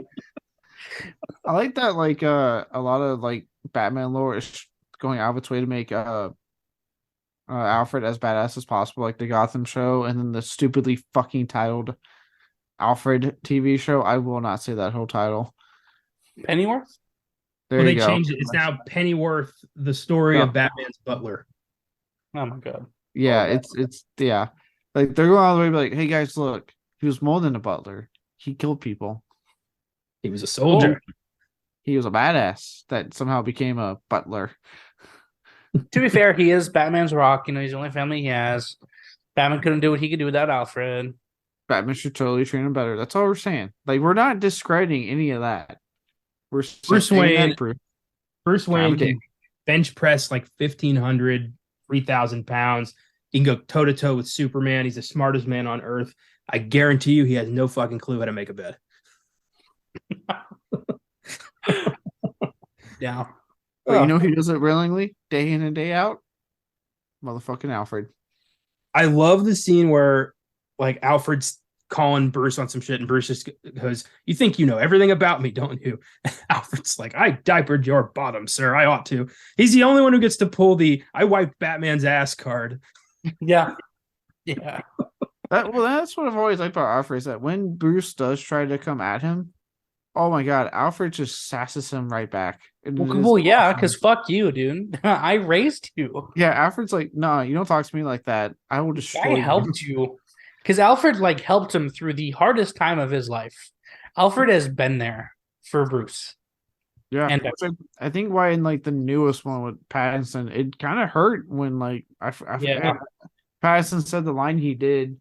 Oh yeah, when he was like, "You're not my father" or something like that, and you see like that just quiet, that look on his face, like he had nothing to say to that, and you're like, I thought they were going to go through with killing Alfred. I thought they were really going to like. I was upset. I was like, they killed Alfred. But I know, and I even cried. I'm glad we saw a reaction from Bruce Wayne of like, "Oh shit, they're about to kill my butler." Yeah, but he is basically his father. Like, he's all he's got. So if he ever pissed off Alfred royally and Alfred went to the cops, this is all over in like 2 hours. Dude, I know. Yeah. You think Alfred reminds him of that? Anytime he tries to argue with him, he's like, I could just go to the cops. I have so much incriminating evidence. There's a convincing fan theory that Alfred is the Joker. No. Yeah, that he made up the Joker to give Batman something to fight for. Fuck you. First of all, you are a mass murderer, Alfred. Fuck you. What are you doing? First of all, you don't when you're practically your son is going through it. You don't fucking create a supervillain. You say no, we go to therapy. Nah, overrated. I love the idea of like Bruce Wayne coming back after like 9 hours Batman and just Alfred just taking the damn makeup off. He's got one sleeve and a purple jacket, half his face is white, and he's just like deer in the headlights. Turns off the lights real quick and hopes that Bruce didn't see anything. Alfred, stop fucking around and do the laundry. Alfred, why don't I have a sandwich yet? He didn't even look him in the eye.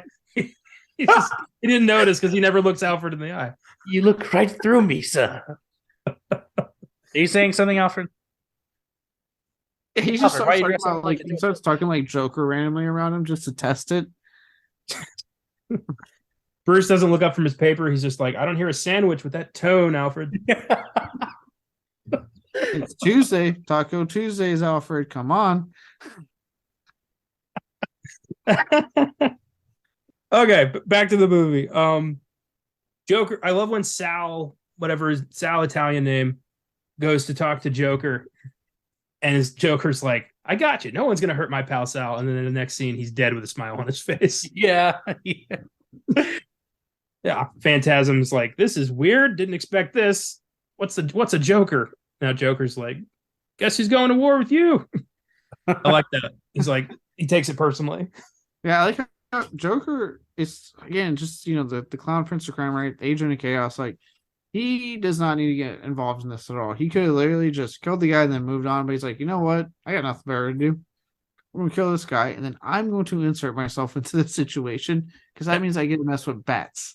That's half his entire life is, I don't need to, but I want to see what happens. Yeah. And as soon as he hears, oh, this is something involving Batman, so I can mess with him, I'm absolutely inserting myself into it. I do love when Sal grabs Joker and Joker's like, "Get your hands off of me!" Like it's all of a sudden it's real. So Andrea Beaumont is the Phantasm, and if you saw this in '93, you were shocked unless you bought the officially licensed toy of the Phantasm, which came came unmasked. And this is why I don't look at any of the toys and stuff, because I hear that happens a lot. But Funkos, obviously, it happened with Black Panther, Wakanda Forever, apparently. You know, I mean, let's be honest. But if you, we know who was going to take on the mantle. If you didn't know that she was going to be the new Black Panther, what are you doing? Yes, yeah, next in line. That's how lineage works in a. I forgot that monarchy. Monarchy. Thank you. It's been a long day. Jesus. But that's why I try to avoid, like, when they're like, "Hey, check out the new toy." I'm like, "Nope," because you're going to ruin the goddamn movie before I go see it. It's true. I love seeing Joker get kicked in the balls. That's always a satisfying moment. That was great. Yeah. I laughed my ass off when he called her Smokey the Babe. Yep, that was fucking great. That was a good one. And yeah, I don't understand how she's teleporting. Like, she has the power to just, like, you know, like when she disappeared and like the knife or whatever went right through her. Like, how the fuck is she doing that? I know that she became a major comic character after this. So I wonder if the comics expand on that concept in any. She's only got one other appearance in the DC animated universe, and that's in an episode of Justice League Unlimited, where it's revealed that in the future, Amanda Waller hired her to kill Terry McGinnis, Batman Beyond's parents, and she couldn't go through with it. So she stays the Phantasm? Like, that's her? Yeah, she just hangs around. Like, she's like 80 in that show, but she's still the Phantasm. Pretends to have one hand. I was looking at every character in the movie. I was like, all right, who has one hand? And then I was like, oh, it's fake. That's fucking lame. Yeah. She disappears with the Joker after he blows up the like mini Gotham like amusement park place he's at. And Bruce is just like, well, you know, I tried. Here's looking at you, kid. And guess I gotta be Batman now. Fate chose for me. I looked at Love and I embraced it and then Love said, "Not today, son. Not today." Oh my god. Love kicked Joker in the balls and vanished in a cloud of smoke. So, guess it's time to go kick some ass. I am all out. I'm here to kick ass and find love, and apparently I'm out of love. So kick ass it is. I'm here to kick ass and find love, and apparently I'm out of love. That's so sad. That is Batman. Oh boy. Here are some Filmgazm facts for Mask of the Phantasm. Number 1, Mark Hamill, who voices the Joker and is the definitive greatest Joker we've ever had. Come at me. Went to a screening at a local theater during the he competes with Heath Ledger. No, to he me, fucking no. Hamill eclipses Ledger. I'm sorry, but no. They compete. They're both really good. He's great. Hamill is godlike when it comes to the Joker. He's so perfect. It's crazy. I don't see anyone else on his level at all. Except Heath Ledger. I love Heath Ledger as the Joker. I do. Heath Ledger's good, yeah. But Hamill is. I like Hamill better. You're right. Yeah. I like Jared Leto's the best. You're right. For me, it goes Hamill, Phoenix, and then Heath Ledger. Really? Strike that. Reverse it. Huh? Hold on. Now I got to be with Connor on this one. Really? Phoenix over Ledger? Yes. Ooh. What? Yeah. We don't have time to unpack all of that, but we're going to talk about this later. Yeah, this needs to be talked about. Okay. Yeah. Anyway, Mark Hamill went to a local theater during the film's theatrical release. There were only a few people there, and he asked them to sit with him before the film started. It's just like he went to see it, and nobody was there. And he's like, there's some people. Maybe they'll be friends That's Hi kind guys, of I'm the voice of the Joker. How's it going? I was also in a little movie called Star Wars. Do you want to watch this with me? Did I sit with you? Oh my god. Honestly, if I was sitting in a theater and a celebrity came up and said, "Hey, can I sit with you?" No one else, I'd be like, "Yes." I don't. My By first all question means. would be like, what's the catch? Like, I'd be looking around for the camera. I'd be looking for Ashton Kutcher hiding behind a seat. I'd be like, Yeah. what's going on here? He doesn't do punked anymore. I wouldn't be. It's the That's what perfect you think. cover Yeah. for doing it. Like the show's been discontinued, but he still does that shit. If anything, thanks to Jackass Forever, I'd be worried that the Jackass guys are still kicking ideals. I'd be worried somebody was going to come up behind me with a glass of water, fling it in my face, and punch me with the other hand. Number two, while the film is being written, Paul Dini, who is handling many of the Joker scenes, the guy who created Harley Quinn, we talked about him earlier, he was attacked and beaten by two muggers and had to undergo reconstructive surgery on his skull. He Oh my spent, god. yeah, he got fucked up. He spent several months recuperating from the attack physically and emotionally. And as a result, he almost backed out of the film and almost backed out of the series. He almost was like, I can't work anymore. I can't do this. He ended up going back to work. He later wrote a graphic novel on his experience titled Dark Knight, A True Batman Story. So Paul Dini got fucked up, almost lost his spark, found it again, and all was well. Damn. Yeah. And number three, this was Kevin Conroy's personal favorite Batman film, both of his own work and in general. This was his favorite. I found that out after I picked it for this tribute episode. Nice. Yeah. I mean, great taste, let me say. Yeah. Is it wrong to say like your favorite something was something you were in? I don't think so. No. I don't think. I mean, look, I literally just read an article today of Quentin Tarantino naming his favorite film he's directed. So no, I don't. True, but like if you ask Tarantino his like favorite film of all time and he says Pulp Fiction, is that kind of fucked up? Yes and no. What did he say? Both. Oh, he said Once Upon a Time in Hollywood. Yeah. What's his best? Even though, I mean, granted, it's not my personal favorite, but hey, Tarantino likes that film the best out of his work. So He's got so many masterpieces. Like I get it. yeah. Well, Conroy loved Mask of the Phantasm. The film was followed by 1998's Batman and Mr. Freeze, Sub-Zero, which I think is just as good. That's an awesome watch. I don't know if you guys have seen that. I haven't. I'm so limited on like the animated films because they have put out so many of these. So I'm not as well versed in a whole bunch of the animated films as I should be, but I've seen a couple, and what I do watch I've really liked. I think the only one I didn't really get into was I wasn't too into The Killing Joke. But besides that, I've liked a lot of the ones I watched. There's so many. It's hard to keep up. Well, Sub-Zero is the definitive Mr. Freeze movie. Like he actually gets some depth, and it's a great story and really good Barbara Gordon story too. Like it's a good movie. Nice. Yeah. I give Mask of the Phantasm an 8. It's a solid Batman movie. Jump-started the DC animated film universe, which has consistently churned out great work ever since. And it's an awesome character study into the mind of Bruce Wayne. So yeah, I think it's great. Yeah, I give it an 8 as well. This is a very solid movie. That I mean, admittedly, it did take me a minute to realize, oh shit, we're alternating between two different timelines. Like, it did take me a minute because movie just does it, and I'm like, oh. But once I got on board with that, like, and I understood what they were going for, I really got into it.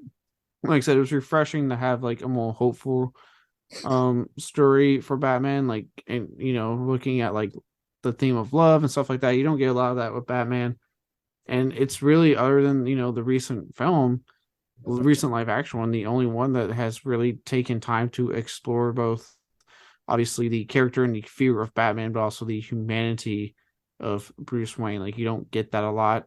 So yeah, I give it an 8. I give it a 9. I give it a 9 because I gave the Batman a 10, and I feel like this is, like I've already said, this is the sequel to the Batman. So, I thought it was really good. It explores everything that I like about Batman. His moodiness, his being an actual detective, it feeling like a Scooby Doo movie, which I really really like, and the music is great. And I love older cartoons. Something about the hand drawn style like that. I love it so much. It brings me back memories of watching like Teen Titans and other shit like that with my dad. So yeah, I give it a 9. Nice. Also, I'm pretty sure there's a Batman meets Scooby Doo crossover, so you may not be too outlandish in Oh my god, is there? comparing them because I'm almost positive there was a Batman Scooby Doo crossover. There was. Yeah. That's great. That's not the real Phantasm. It's a man in a mask. And I would have gotten away with it too if it wasn't for you Or a woman. kids. Or woman. Yeah. All inclusive here. I'm sorry, Or who they. needed help? The mystery gang or Batman? Because who called who? Who called who? I didn't see it. Okay, I was gonna It's say Adam West Honestly, Batman. I So know, I'm kind of I know it exists. I haven't seen it. I think Scooby Doo is like, the team's investigating something. If Batman happens to be investigating the same thing, and they're like, why don't we pull our resources? Sure, kids, you look like you. I don't know. You're kids and a dog. I don't usually work with the team, but you guys are groovy. I'm pretty sure Batman was probably adamant about not helping at first. I hope Superman heard him say that and was like, you asshole. It's like, you'll work with 4 potheads and a talking dog, but not us. He did that on purpose. He was actually on the phone with Superman while when the mystery game showed up, and he was like, hold on, put the phone away. He was like, yeah, I'll work with you guys. It was all a joke. He was he's in the middle of the phone call telling Superman, I don't work with others. I will not join the Justice League. Hold on, there's people. Oh yeah, sure, I'll join your team. 4 kids and a dog. Let's do this. I gotta go, Clark. Superman's in the watchtower. He hangs up. You fucking won't believe what this asshole just said. The bad guy turns out to be Superman in a mask. Superman, why did you do this? I just want you to work with us and come to our team building exercises. Fred goes to unmask it, and he's like, it's obviously old man. Oh, shit. Superman? What are you doing here? They try to trap him with a net, and he just like rips it open, and they're like, what's going on? Nothing seems to be working. You see Scrappy get flown across the house like a football. I was like secretly happy about it. Like, you know what? We kind of been wanting to do that our whole life, so thank you. Yeah. Oh, this was good. Thanks for listening, everybody. If you like the show, feel free to follow us on Facebook, Instagram, Twitter at Filmgazm Productions. If you want to suggest films for us to check out, you can email us at filmgazm@gmail.com or send us a message through the socials. Check out our website, filmgazm.com, where we have reviews, trailers, articles, everything we've done.